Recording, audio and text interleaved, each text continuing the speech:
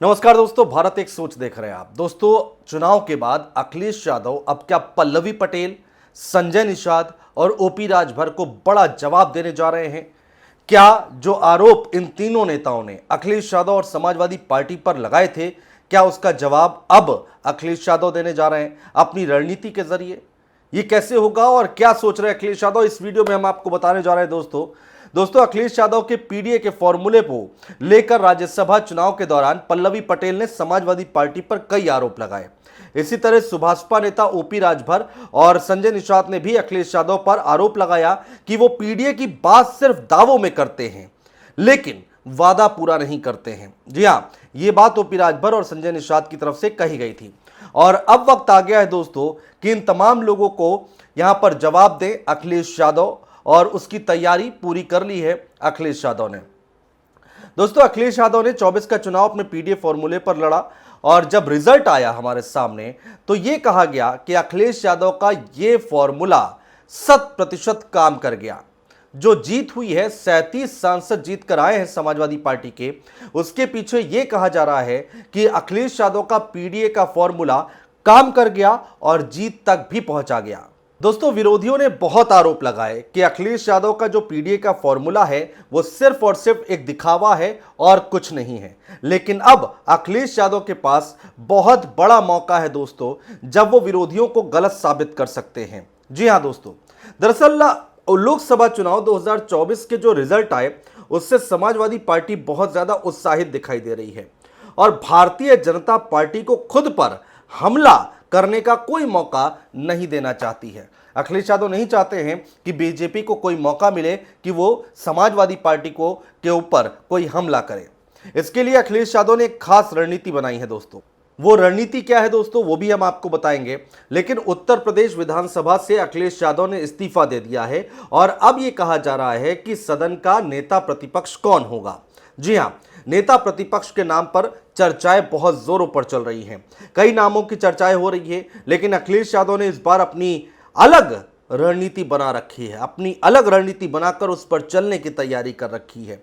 अब सवाल यहां पर यह उठता है कि यूपी विधानसभा में नेता प्रतिपक्ष कौन होगा। दोस्तों, पीडीए की शुरुआत अखिलेश यादव ने 2024 के चुनाव में की है और सपा इसी समीकरण के जरिए नए नाम का चुनाव करेगी, नए नाम का ऐलान करेगी, ताकि बीजेपी के साथ साथ जो जातीय आधार वाले अन्य छोटे दल हैं जैसा कि ओपी राजभर, संजय निषाद और पल्लवी पटेल, इनको सियासी हमला करने का मौका ना मिल सके, ये सियासी हमला ना कर पाए। जी हां दोस्तों, सवाल वही है कि आखिर विपक्ष का नेता कौन होगा। दोस्तों, हम सबको पता है कि अखिलेश यादव की गैर मौजूदगी में अगर अखिलेश यादव उत्तर प्रदेश की राजनीति नहीं कर रहे हैं, फिलहाल केंद्र की राजनीति में जा रहे हैं, तो उनके बाद सबसे सीनियर लीडर अगर कोई है पार्टी में तो वो है शिवपाल सिंह यादव, चाचा शिवपाल सिंह यादव।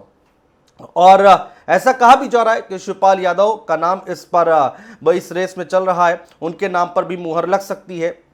लेकिन दोस्तों, कहानी सिर्फ इतनी ही नहीं है, इसके पीछे कई सारी कहानियां चल रही हैं। इस रेस में कई और नाम भी हमारे सामने आ रहे हैं। अखिलेश एक तीर से कई निशाना लगाने की कोशिश कर रहे हैं।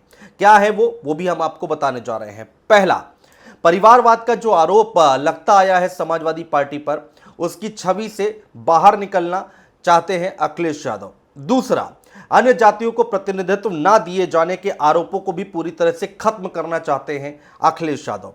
तीसरा कारण क्या है, जिन लोगों ने अखिलेश यादव का साथ छोड़ा उनका मुंह भी बंद करना अखिलेश यादव का मकसद है। तो तीन नामों की चर्चा बहुत जोरों पर चल रही है दोस्तों, जिसमें पीडीए की झलक देखने को मिलेगी। अखिलेश यादव की पीडीए की झलक इन तीन नामों में दिखाई देगी। पहला नाम है इंद्रजीत सरोज का, दूसरा नाम है राम अचल राजभर का, तीसरा नाम है कमाल अख्तर का। तो ये वो तीन नाम है दोस्तों जिनकी चर्चाएं खूब हो रही हैं। दोस्तों, अखिलेश यादव चाह रहे हैं कि नेता प्रतिपक्ष वो बने जो अगले 3 साल तक, यानी कि 27 में चुनाव है और अगले 3 साल तक भारतीय जनता पार्टी की सरकार के खिलाफ बुलंदी से अपनी बात रखे, आक्रामक तरीके से एग्रेशन के साथ विधानसभा में भारतीय जनता पार्टी को घेरे। और यहां पर कहानी यह है कि एक तरफ जो बीजेपी को घेर पाए, उनके नाम की चर्चा, उस पर मोहर लगनी है। और दूसरी तरफ ये कि पीडीए का यहां पर जो सहारा लेकर, जो फॉर्मूला देकर लोकसभा चुनाव अखिलेश यादव ने जीता है, उसको भी आगे बढ़ाना है, उसको 24 के चुनाव तक सीमित नहीं रखना है। इसके साथ ही साथ दोस्तों, कहानी सिर्फ यही नहीं है।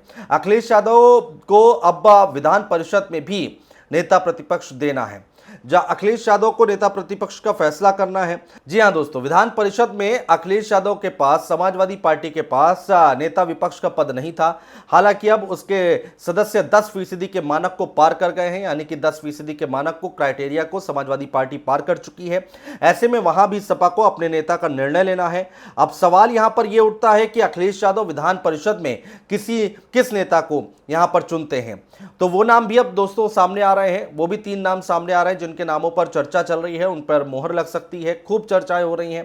पहला नाम राजेंद्र चौधरी का नाम सामने आ रहा है, जास्मिन चौधरी का नाम सामने आ रहा है, शाह आलम उर्फ गुड्डू जमाली का नाम सामने आ रहा है, जो कि चुनाव के वक्त बहुजन समाज पार्टी छोड़कर समाजवादी पार्टी उन्होंने ज्वाइन की, आजमगढ़ से आते हैं।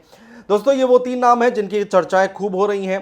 तो कुल मिलाकर अखिलेश यादव अपने पीडीए के फॉर्मूले पर चलने की कोशिश कर रहे हैं। दोस्तों, माना यह जा रहा है कि 24 जून के बाद दोनों सदनों के नेता प्रतिपक्ष पर फैसला हो सकता है, यानी कि 24 तारीख तक इंतजार कीजिए और वो नाम भी हमारे सामने आ जाएगा।